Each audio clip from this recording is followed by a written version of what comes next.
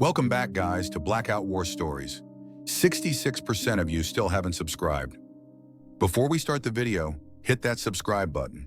It only takes a second. I remember the night clear as glass, though it was over 15 years ago. It was 2009, deep winter, somewhere along the northeastern border near Jilin province. The cold out there wasn't just something you felt on your skin. It bit into your bones. It made you question every step you took. We weren't supposed to be there, not officially, not even close.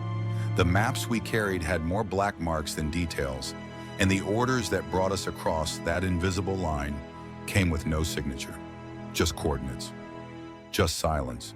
There were 6 of us in that patrol, all Americans, dressed in gear stripped of any flag. Our Humvees had been left miles behind, buried under camo nets. From here on, it was boots and rifles, whispering through forests that hadn't seen a foreign soldier in decades. No one joked, no one sang, no one even lit a smoke. We all knew, if we got caught, no rescue would come. Washington would deny every face, every name, every body. The first sign came after midnight, a faint hum, so low you'd think it was a trick of the wind. We were lying flat in the snow, scanning the ridgelines. I heard it before anyone else, and it didn't sound like any engine I knew. More like the deep pulse of machinery buried under the earth.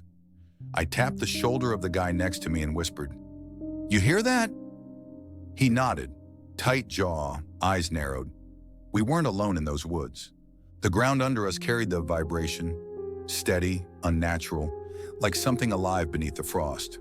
We followed it downhill until we hit a patch of cleared land, too perfect to be natural. Trees cut in neat lines, soil leveled. In the moonlight, I saw steel jutting out from rock, a camouflaged hatch, half buried, with frost clinging to its hinges. That's when my gut told me we'd stumbled on something that wasn't supposed to exist. One of the guys whispered, "Underground facility?" No one answered. The silence said enough. The hatch was locked with a heavy wheel mechanism. No markings, no warnings.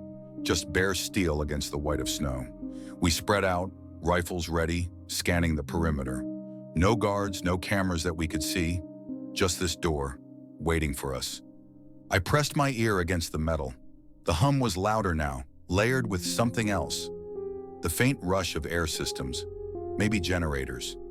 The kind of sound you hear in bunkers, built to last longer than the men who guard them. And then it hit me. This wasn't just any facility. This was a site built to disappear from the world. Buried deep, hidden under China's wilderness, humming in the dark. The orders had told us nothing about this. We weren't here for sabotage. We weren't here to plant charges or take readings. Officially, we weren't even here. Yet now, staring at that steel hatch, I felt the weight of something much larger than us. Something our own commanders hadn't warned us about. One of the guys muttered, "We report this, right? Mark the coordinates, get out before daylight?" That made sense. But another voice, my own, said no. Something about that hum, that hidden heartbeat under the ground, pulled me closer. I don't know what convinced the others, but within minutes, we had our decision. We'd go inside. We shouldn't have. The wheel on the hatch took 2 of us straining shoulder to shoulder before it finally gave. A crack of cold air hissed out, stale, metallic, like air trapped for years. We froze, waiting for alarms, for guards, for anything. Nothing came, just that mechanical hum, deeper now, pulling us forward like moths to flame. One by one, we slipped inside. Boots hitting steel steps, rifles angled down, breath shallow. The hatch sealed shut behind us with a sound that still echoes in my head at night. A dull, final clang, like a coffin closing. That was the moment we stopped being a patrol. From then on, we were intruders in a place built to stay hidden from the world. And in the silence of those first steps underground, every one of us knew, whatever this site was, it was not on any map we'd ever see again. And yet, that was only the beginning. The air inside that place was different the moment we stepped through the hatch. Cold, but not the kind of cold from outside. This was stale cold, the kind that comes from recycled air systems running too long with no fresh oxygen. It carried a metallic bite mixed with something faintly chemical. Every breath tasted like dust that hadn't been disturbed in years. The stairwell dropped us deeper, each step echoing in the steel shaft. The hum we'd followed from the forest was now everywhere, a steady pulse running through the walls. It made my teeth buzz if I pressed my jaw too tight. I remember thinking, this wasn't some abandoned bunker. It was alive. We moved in single file. No talking, just the sound of boots against metal. Behind me was Carter, the youngest in our group, barely 23. He'd been cracking jokes all week during our patrols, but not here. His breathing was sharp, nervous. In front of me was Hughes, older, tougher, the kind of guy who'd seen more than he ever talked about. He held his rifle steady, eyes sharp, like he'd walked into places like this before. I don't think any of us were prepared for what we found when the stairwell opened into the first corridor. The hallway stretched wide, lined with reinforced doors on either side. The paint on the walls was gray, no signs, no numbers, just blank steel. Fluorescent lights hummed above us, flickering now and then, proof the power was still running. I remember how strange it felt, deep under the frozen forests of China, in a place that officially didn't exist. We were standing in a corridor that could have belonged to any modern military facility. We fanned out, rifles up, listening for footsteps, voices, anything. But the place was empty. No guards, no workers, no sound besides the hum of the systems and the buzz of those tired lights. Too quiet, Hughes muttered. His voice was low, almost swallowed by the silence. Carter asked what we were all thinking. If this place is running, where the hell is everyone? No one answered. We didn't have one. Before I tell you what came next, I should explain why we were even out there. Why 6 Americans found themselves sneaking through Chinese forests on a mission we didn't fully understand. It started weeks before, when our unit was pulled from regular duty and flown into Japan. Officially, we were on training rotation. Unofficially, we were told nothing. No insignias on uniforms, no talk outside our own circle. The kind of orders that told you the people in charge didn't want this written anywhere. A colonel I'd never seen before met us in a hangar one night. He slid a folder across the table. Nothing inside but coordinates and a date. No satellite photos, no maps, no intel. Just numbers on paper. You'll move in, observe, confirm presence. Do not engage unless necessary. That was all he said. We weren't told what we were supposed to find, who we might run into, or why the hell the coordinates pointed inside Chinese territory. We asked questions. None were answered. The colonel just stared, the kind of stare that told you answers weren't coming. That silence spoke louder than anything he could have said. So we went. Orders like that didn't leave room for refusal. Now, standing in that underground corridor, I thought back to those coordinates. How precise they'd been. How someone, somewhere, had known exactly what we'd walk into. And how none of us had been told the truth. We pushed deeper, checking each door as we passed. Most were locked tight, heavy steel with no windows. One stood slightly ajar, and we slipped inside. The room looked like a barracks, or at least it had been. Rows of metal bunks lined the walls, thin mattresses still in place. Some had blankets folded neatly at the end. Others looked slept in, but abandoned mid-use. Dust covered everything. Cups on a small table, a deck of cards left in the middle of a hand. Even a pair of boots sitting neatly under a bunk, as if their owner planned to return any minute. But no one did. The strangest thing was how recent it all felt. Nothing rotten, nothing broken. The air was cold, yes, but not musty enough for years of neglect. It looked like the people here had vanished only days ago, maybe hours. We searched quickly. No personal items, no names, no papers. Whoever had stayed here left in a hurry, but not sloppy. It was organized, almost deliberate, like they had time to take the important things, but wanted the room to look lived in when they left. Staged, Hughes whispered. This feels staged. We didn't linger. The longer we stayed, the more the silence pressed in. Back in the corridor, we pressed forward.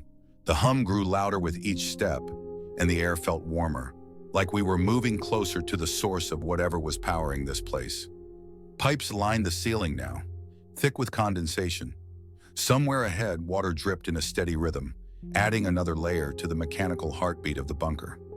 Carter finally broke the silence. What if this is a test site? Nuclear.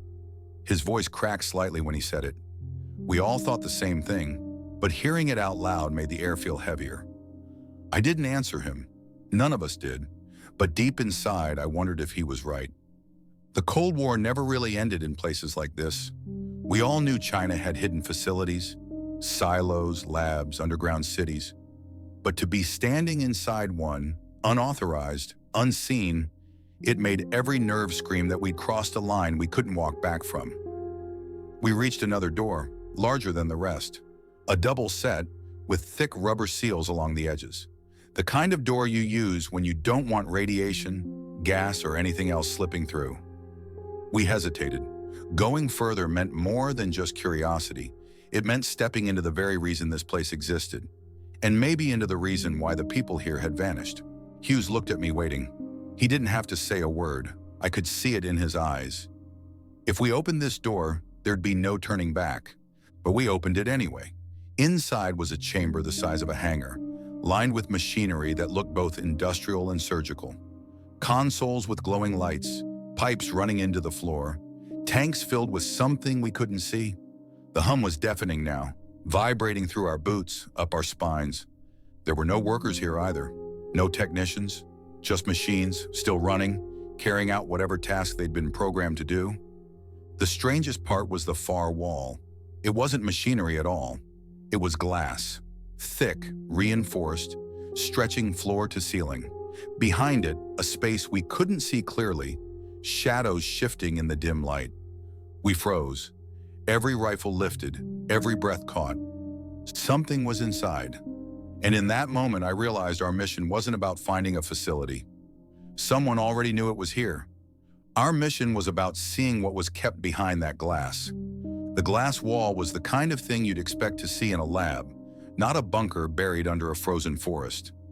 It stretched so wide and tall that it felt like we were standing in front of an aquarium, except instead of water, there was only dim light and shadow. The reflections from our rifles and the glow of the consoles behind us danced across it, making it harder to tell what we were actually looking at. We edged closer, rifles up. The hum was at its loudest here, like the walls themselves were vibrating. My pulse matched the rhythm. I couldn't shake the thought that whatever was behind that glass was the reason for all of this. The missing people, the silence, the secrecy. Carter pressed up against the glass first. He cupped his hands, trying to see past the reflection. "I think it's empty," he whispered. But it wasn't. Hughes switched on his flashlight and aimed it at the wall. The beam cut through the dim haze on the other side, and we all leaned in. At first, I thought I was looking at another chamber, maybe a workspace or storage bay. But the longer I stared, the more it sank in. What we were seeing wasn't a room. It was a shaft, a tunnel dropping straight down into blackness. And carved along its sides were rows of platforms, catwalks, and ladders. Some were lit, others lost in shadow. It looked like the inside of a mine shaft, but it was too clean, too engineered. The flashlight beam caught something far below. A glint of metal, maybe a tank or some kind of machinery. It was impossible to judge the depth, but it felt endless. "This isn't nuclear," Hughes muttered. "At least not how we know it." I didn't argue. I didn't know what it was. We pulled back, regrouping in the middle of the chamber. The consoles hummed with faint green and red lights, most of them showing readouts in Mandarin none of us could read. I tapped one of the screens. It flickered, lines of code rolling across it like the system was still processing commands. "Somebody's running this right now," I said. That was the most unsettling part. Machines didn't hum on their own. Systems didn't run forever without someone maintaining them. And yet the entire place seemed to be operating smoothly without a single soul in sight. Carter swallowed hard. "What if they're still here? Just deeper?" We all looked back at the glass, at that black shaft dropping into the earth like a throat. None of us wanted to admit it, but he might have been right. We debated what to do next. The safe move would have been to back out, retrace our steps, mark the location, and exfiltrate before daylight. That was the plan we were given. That was what command would expect. But none of us spoke those words, because deep down, we all knew we weren't leaving without answers. We searched the chamber for another way forward. It didn't take long to find it. A heavy steel door sat on the far side, with warning stencils painted in Mandarin. The color had faded, but one symbol stood out clear as day: a radiation trefoil. Carter froze at the sight of it. "We can't..." "Relax," Hughes cut him off. "If it was hot, we'd be glowing already. Systems are running. That means it's stable." I wasn't sure he believed that, but his voice carried enough confidence to move us forward. The door groaned as we pushed it open, revealing another corridor, narrower this time. The air was warmer here, almost humid, and the hum was louder, mixed with the rush of fluid in the pipes overhead. We followed it deeper, the corridor bending and splitting like a maze. We passed rooms filled with machinery that looked both familiar and alien. Turbines, generators, cooling systems. Some were marked with dials and gauges, others with digital screens we couldn't read. Every now and then, a pipe hissed, releasing steam that stung our eyes. The whole place felt alive, but not in a natural way. It felt like we'd stepped inside the body of something man-made, with its own organs, its own pulse. Then we reached a room that made my stomach turn. It was another barracks, but not like the first. These bunks weren't empty. They were filled with clothing, notebooks, half-eaten rations, signs of people who'd left in a hurry. But what froze us in place were the walls. Pinned to the walls were charts, diagrams, and photographs. Rows of faces, Chinese military officers, civilians, even children. Each photo had notes scribbled across it in Mandarin. Strings of numbers connected some of them like a web. Hughes ripped one of the papers down and studied it. "Experiment logs," he muttered, though none of us could be sure. Carter's voice shook. "Where are they now?" No one answered, because the real question was, what happened to them? We pushed on, shaken but determined. At the end of the corridor, we found another stairwell, this one dropping straight down. The hum seemed to be pulling us toward it, like gravity, like a call. We hesitated at the top, staring into the dark below. The railings were slick with condensation, the air damp and heavy. My gut screamed at me to stop, but my legs moved anyway. Step by step, we descended. The deeper we went, the louder the hum grew, until it felt like standing next to a jet engine. My chest vibrated with it, my head buzzing. Carter gagged, pressing a hand to his stomach, but he kept moving. Finally, the stairwell ended at another massive door, this one guarded by biometric scanners and reinforced locks. We all froze, realizing this was the true heart of the facility. We had no clearance, no codes, but the door wasn't locked. That fact alone chilled me more than anything else. Whoever had been here before us wanted this door open. We pushed it wide. The room beyond was massive, cavernous.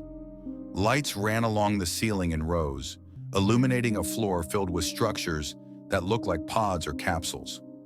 Dozens of them, maybe more, arranged in neat grids. Each pod was glass-fronted, filled with liquid that shimmered under the fluorescent lights. And inside some of them, shadows moved. I'll never forget Carter's voice in that moment, barely a whisper. "Jesus Christ, what is this place?" We moved closer, our boots splashing in shallow puddles on the floor. Steam hissed from vents along the walls. The pods were humming, the same low vibration we'd been hearing all night. Now we knew the source. I wiped condensation off one of the glass fronts and froze. Inside, suspended in the liquid, was a figure, human. Its eyes were closed, body limp, tubes running from its arms and chest into the walls of the pod. I couldn't tell if it was alive, unconscious, or something else. Hughes muttered, "They're keeping them alive, or trying to." We checked pod after pod. Some were empty, some held bodies in various states. Men, women, young, old. Some looked asleep. Others didn't. It was impossible to tell if these were experiments, test subjects, or something far worse. Carter stumbled back, his face pale. "We shouldn't be here. We shouldn't see this." And he was right, but it was too late, because as we moved deeper into the room, we saw something that made every drop of blood in my body run cold. One of the pods wasn't filled with liquid, it was open. and it was empty. The restraints were snapped, the tubes were torn free, and the glass was cracked from the inside. The sight of that cracked pod froze us in place. Empty, tubes dangling, liquid dripping onto the floor in a steady rhythm. The glass fractured outward, like something inside had forced its way free. For the first time that night, no one spoke. Even Hughes, who always carried himself like nothing rattled him, just stared. His jaw tightened. I could see in his eyes that he was doing the same calculation I was. Whatever had been kept inside that pod was loose, somewhere in this facility. The hum of the machine seemed louder now, though I knew it hadn't changed. It was us. Our nerves were stretched thin, every sense dialed up. Every drip of condensation hitting the floor felt like a footstep. Every hiss of steam from the walls sounded like breathing. Carter whispered, "We need to go." Now his voice cracked on the last word. He wasn't wrong. We had already crossed lines we weren't supposed to. We had seen things no one outside this bunker should ever see. But leaving wasn't simple anymore. The hatch above us had sealed behind when we came in. And more importantly, none of us could walk away from this without knowing what we had stumbled into. Not when it had the potential to change everything we thought we knew about what this program was hiding. We swept the room cautiously, rifles raised, checking every row of pods. Most were intact, their contents sealed in liquid, motionless. Some were empty, never used, but only that one bore the signs of something breaking free. When we reached the far end of the chamber, we found signs we weren't alone. Footprints, wet, smeared across the metal floor. Bare feet, small but recent. They trailed away into another corridor, branching off the main chamber. "Christ," Carter muttered, his knuckles white on his rifle. The prints weren't large, not the size of a soldier's boots, not even close. They looked like a child's. That detail twisted the knife deeper, because it raised a question none of us wanted to voice. What exactly had been kept inside that pod? Hughes crouched and ran his fingers over the wet marks. He sniffed the air, shook his head. Still damp. Minutes old, maybe an hour. Meaning whoever, or whatever, broke free wasn't far ahead of us. I wanted to call it right there. Pull back, find another exit, radio for extraction. But something kept me moving forward. Curiosity, fear, duty, maybe all of it. Once you've stepped into the dark, you need to see how deep it goes. We followed the trail. The corridor beyond the pod chamber felt different. The hum of the machinery grew softer, fading into the background. The walls here weren't lined with pipes or vents. They were smooth, reinforced concrete, as if leading to a more restricted part of the facility. The lighting was dimmer, some bulbs flickering. It gave the impression of a place that wasn't meant to be accessed often. The footprints continued ahead, weaving slightly like whoever left them was unsteady. Sometimes they smeared sideways against the wall, as if the person had leaned for support. The silence pressed heavier the deeper we went. Even Carter stopped whispering. Our boots were the only sound, and I caught myself adjusting each step to soften the noise.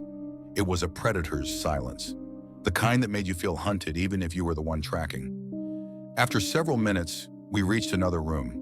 This one was different from the rest. Smaller, with low ceilings and a single table in the middle. On the table sat folders, photographs, and a stack of VHS tapes, all labeled in Mandarin. The walls were covered in whiteboards filled with equations, diagrams, and symbols none of us could make sense of. But what caught our attention wasn't the writing, it was the smell. The room reeked of antiseptic, sharp and bitter, mixed with something sour beneath it. The smell of hospitals, but also of decay. And then Hughes froze, raising a fist for us to stop. We listened. Somewhere ahead, faint but unmistakable, was the sound of movement.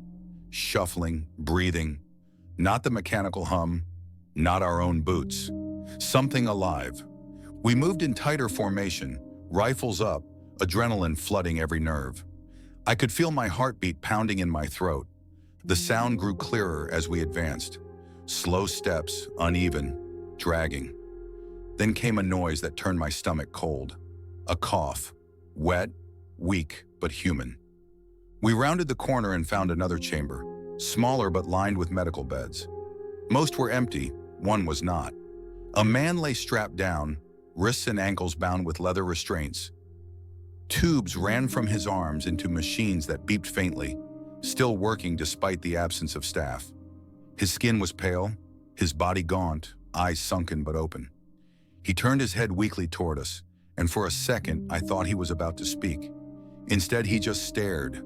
His lips trembled, but no sound came out beyond a shallow rattle in his throat. Carter swore under his breath, backing up a step. The man looked Chinese, maybe mid-30s, though it was hard to tell with how emaciated he was. He had the look of someone who'd been here a long time, kept alive by machines but broken in every other way. I stepped closer, lowering my rifle slightly. "Who did this to you?" I asked quietly, knowing full well he might not understand English. His eyes flicked toward me, then toward the far wall. Slowly, painfully, he lifted one restrained finger and pointed. We turned. The wall he indicated held another door, smaller than the rest, but marked with another warning stencil, the same radiation symbol painted in red. Before we could move, the man suddenly convulsed. His body shook violently, machines beeping an alarm. His mouth opened, a hoarse sound escaping. Not words, not even a scream, just a raw animal cry. And then just as suddenly, he went still. Flatline. Carter backed up further, muttering, "We're next." "We stay here. We're next." But Hughes was already moving toward the marked door. "He wanted us to see," he said. His voice was low but steady. "Whatever's behind this door, that's the truth."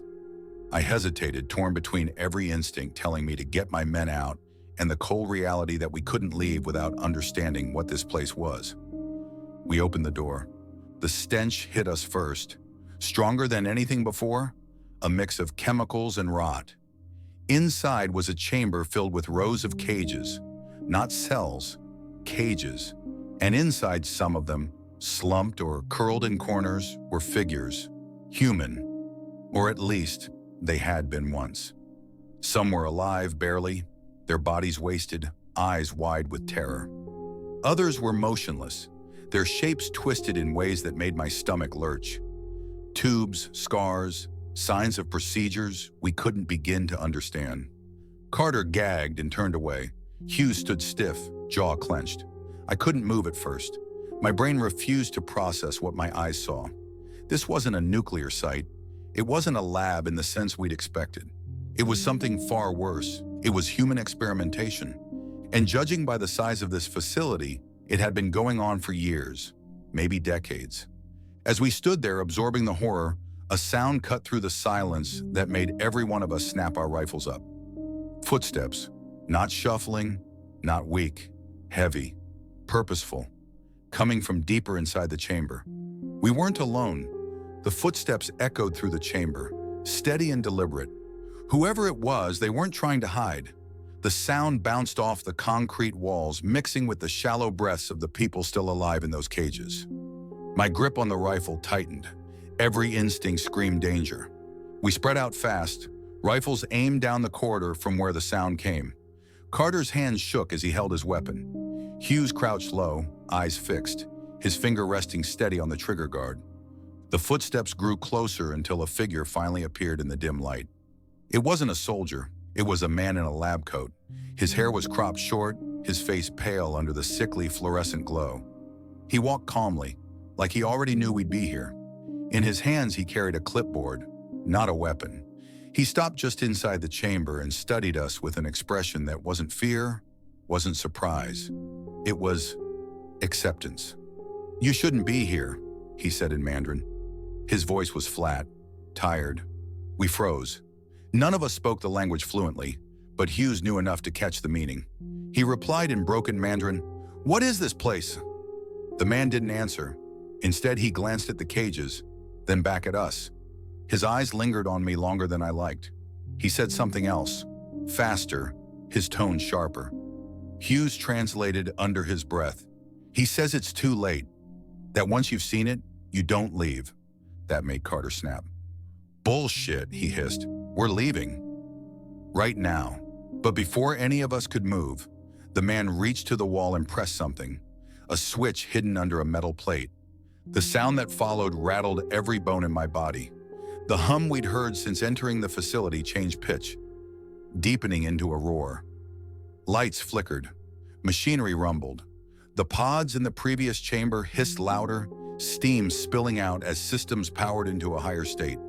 And then came the worst part. The cages around us unlocked. With a mechanical clunk, the restraints holding those twisted figures fell open. Doors slid aside, and one by one the shapes inside began to stir. Some collapsed immediately, too weak to stand. Others dragged themselves out, bodies shaking, limbs bent at angles that didn't look right. Their eyes were wide and unfocused, but the hunger in them was clear. Not hunger for food, hunger for freedom, for release, maybe even vengeance. "Targets!" Hughes barked, and we opened fire.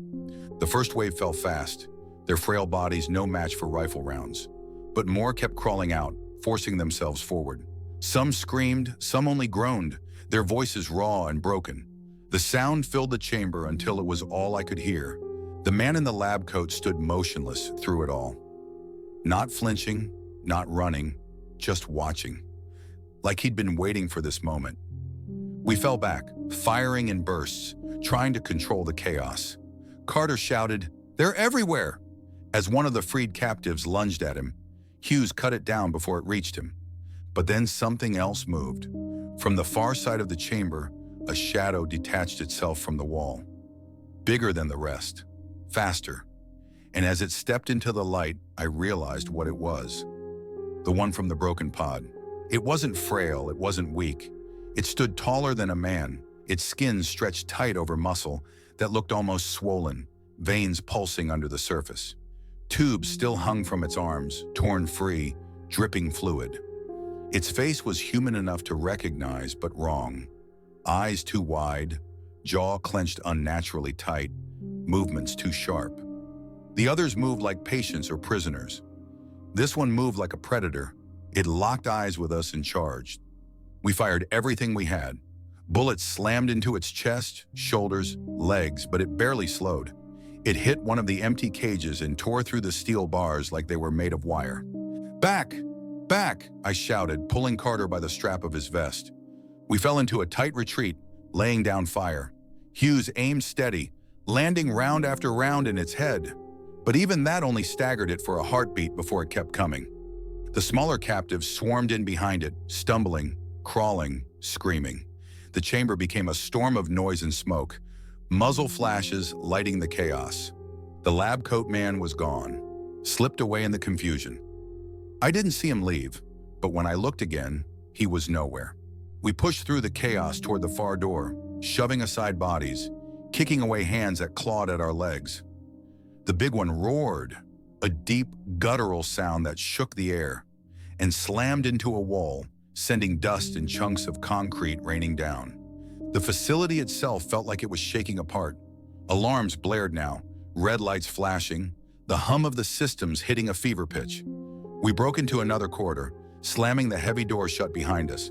Hughes and I threw the lock, but we knew it wouldn't hold long if that thing decided to follow. Carter was gasping, wide-eyed, his hands trembling so hard he almost dropped his rifle. "What the hell was that?" he shouted. No one had an answer. We kept moving, sprinting down the corridor, desperate to put distance between us and that chamber. Every corner felt like a trap, every shadow hiding something ready to lunge. My ears rang from the gunfire, but beneath it I swore I could still hear the roar of the big one, echoing through the facility. At the end of the hall, we hit a security station. Banks of monitors showed grainy feeds of different parts of the bunker. Most were empty corridors, flickering with static. But one screen froze us in place. It showed the chamber we'd just left. The creature was tearing through the smaller captives, cutting them down in a frenzy with its bare hands.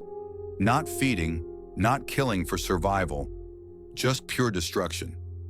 The bodies piled around it, blood smeared across the walls while it roared and pounded the floor like some kind of animal. And through it all, the man in the lab coat stood in the corner, watching calmly, clipboard still in hand. It wasn't random, it wasn't chaos. This was planned. Hughes slammed his fist against the console. They made it. They wanted it loose. That realization hit me like a punch to the gut. This entire facility, all the experiments, the secrecy, it wasn't about hiding weapons. It was about creating them. The feeds flickered, then cut to black. The monitors powered down one by one until we were left staring at blank screens. Somewhere in the dark, alarms continued to scream. We regrouped, reloaded, and pushed on. We didn't know where we were headed anymore, only that staying still meant death. Every door we passed, every stairwell we descended, brought us deeper into a place we were never supposed to find. And with each step, one truth burned clearer than the red alarms around us. This wasn't a mission anymore. This was survival. And the worst part? We hadn't even seen the bottom yet. We ran until our lungs burned. The alarms followed us through the corridors, a piercing wail that made it impossible to think. The red emergency lights flashed, throwing shadows that twisted and stretched against the walls. Every time we turned a corner, I expected that thing, the one from the broken pod, to come crashing through behind us. We didn't know where we were going anymore. The bunker was a maze, each hallway leading to more steel doors, more locked rooms, more dead ends. Hughes kept us moving forward, trusting instinct more than maps. Carter stumbled once, nearly going down, but I yanked him back to his feet. There was no time to fall. Finally, we burst into a wide chamber that looked different from the rest. It wasn't lined with pods or cages. Instead, it was filled with vehicles. Trucks, jeeps, even a few armored carriers. Some were covered in tarps, others half dismantled. But all of them had one thing in common. They were meant to move in and out of this place, which meant there had to be an exit nearby. We spread out, checking the walls. On the far side was a massive blast door, tall enough for the trucks to pass through. Above it, steel beams groaned as the facility shook. Dust rained from the ceiling. Somewhere behind us, deep in the complex, another roar echoed. "It's coming," Carter said. His voice was barely more than a whisper, but it carried. Hughes rushed to the control panel beside the door. The screen flickered with Mandarin text, unrecognizable to us.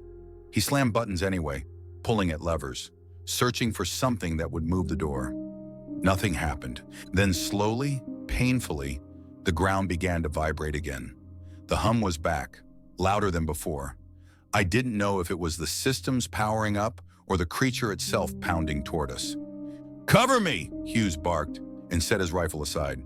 He pulled open a maintenance panel and began tearing at wires, sparks flying as he tried to override the system. I kept my rifle trained on the corridor we'd come from. The silence stretched, broken only by the alarms and Hughes's grunts as he worked. Then came the sound we feared. Metal screeching, walls shuddering. Something massive was moving closer. "Faster, Hughes!" I yelled. He cursed, twisting wires together. The panel spat sparks, and then, finally, the massive door began to creak upward. The grinding of gears filled the chamber as the blast door slowly lifted, inch by inch. Carter was already crouched low, rifle shaking in his hands. "It's too slow. We'll never make it." And then we saw it. The creature barreled into the vehicle chamber, smashing through the entrance we'd come from. Dust and debris exploded around it as it roared, the sound rattling the very air. Its eyes locked onto us, glowing faintly under the red lights. "Fire!" Hughes shouted, grabbing his rifle again. We unleashed everything we had. Bullets tore into its chest and shoulders, ricocheting off steel beams as we tried to slow it down. The creature staggered, but didn't stop. It lunged forward, smashing into one of the parked trucks, flipping it onto its side like it was nothing. The blast door groaned higher, wide enough now for a man to slip through. Not a truck, not gear, just enough for us. "Go!" Hughes barked.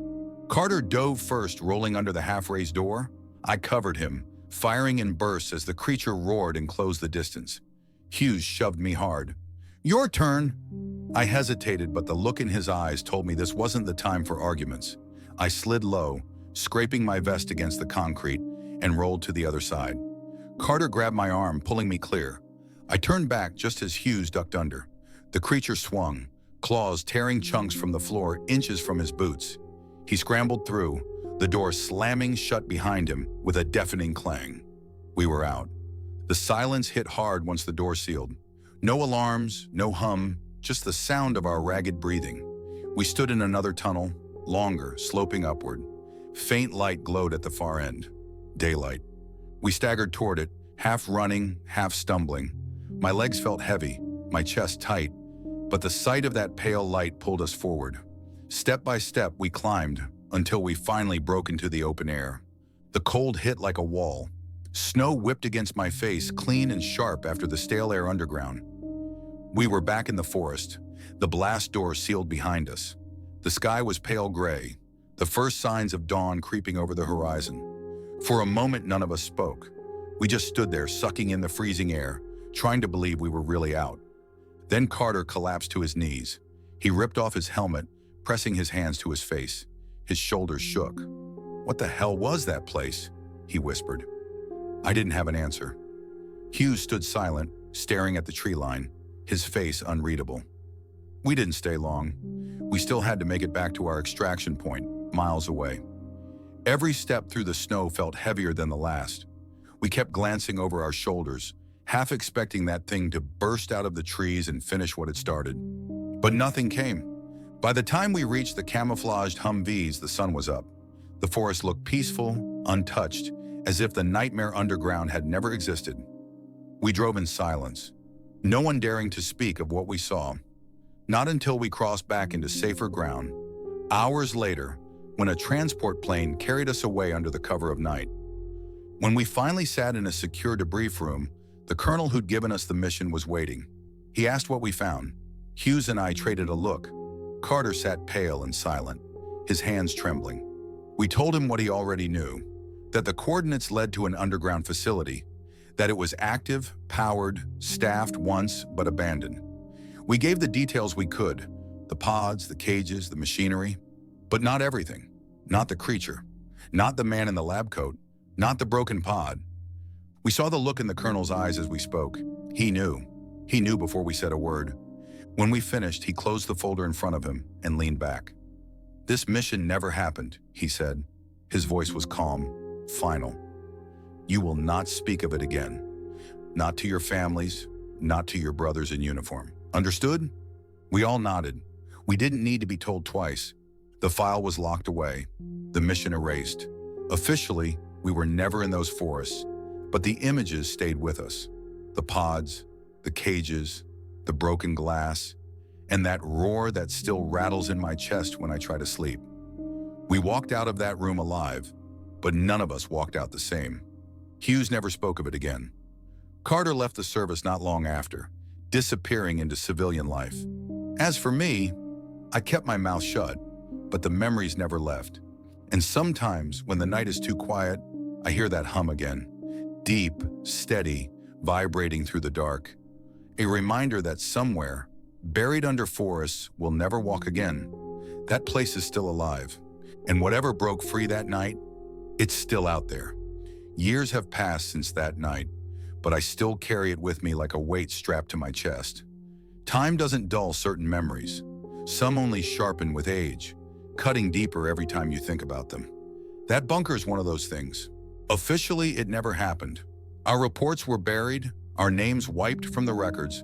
The coordinates vanished from every map. The people who gave the orders disappeared back into the shadows. It was as if we had walked into a ghost story the military wanted erased before it could spread. But you can't erase what's in your head. I see Carter sometimes in my dreams, younger than he looked that night, his eyes wide and terrified as he stared at the cracked pod. He was just a kid, barely old enough to rent a car back home, and yet he carried the image of that creature with him for the rest of his life. I don't blame him for leaving the service. Some men can fight battles, but not wars like that. Wars that don't even make sense. Hughes. He lasted longer. Stoic, unshakable Hughes. But even he wasn't the same after. He drank more, laughed less, stared longer at empty walls when he thought nobody was looking. Last I heard, he retired quietly, living off the grid. I can't say I blame him. As for me, I stayed in, maybe out of duty, maybe because I didn't know what else to do. But the bunker stayed with me, louder than any other memory of my service.